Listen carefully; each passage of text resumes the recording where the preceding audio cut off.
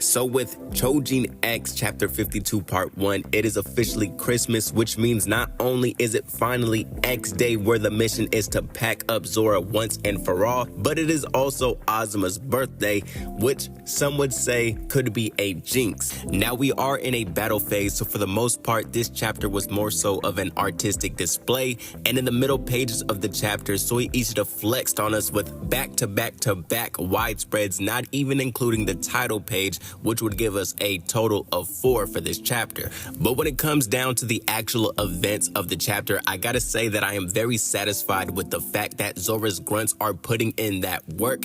Coming into the chapter, Yamato's jetpack unit was just pretty much getting washed, and this is before we even get to see any high-ranked Choujin from the tower. However, the landing on the tower is still a success, which was Yamato Mori's objective for this chapter, and I did find it interesting that Yamato actually had a division for normal human beings, because I didn't even know that Yamato Mori was a non-exclusive organization. So this makes me think that in this universe, any crime or task that is Choujin related has to be dealt with through the institution.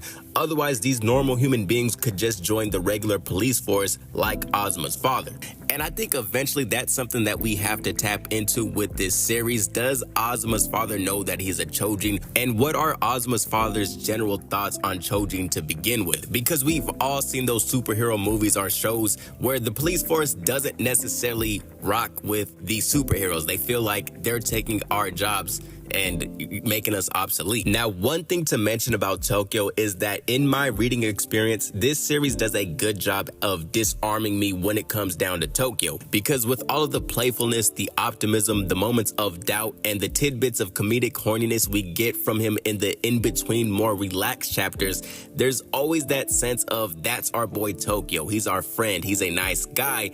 And then we are hit with sequences like this where we just are reminded that Tokyo is a beast who could throw them damn hands. Now, in terms of the overall battle, and what I hope will happen is that we don't skip around too much in terms of the timeline, and I do think that there are enough events set up for us to get a decent amount of chapters, because we know that Tokyo wants his conversation with Zora, Sato has some weird plan with Nari, and we don't know what Chandra will do with Yubiko, and for Batista, he has been instructed to flee if things get too real, so maybe Ririka and Ricardo assist him on that end. So I do hope that we will get some type of closure or transition on a few of those events. But in the meantime, until next week, maybe 10 days from now, maybe I even do the fan translation because this is getting gas. So until next time, peace.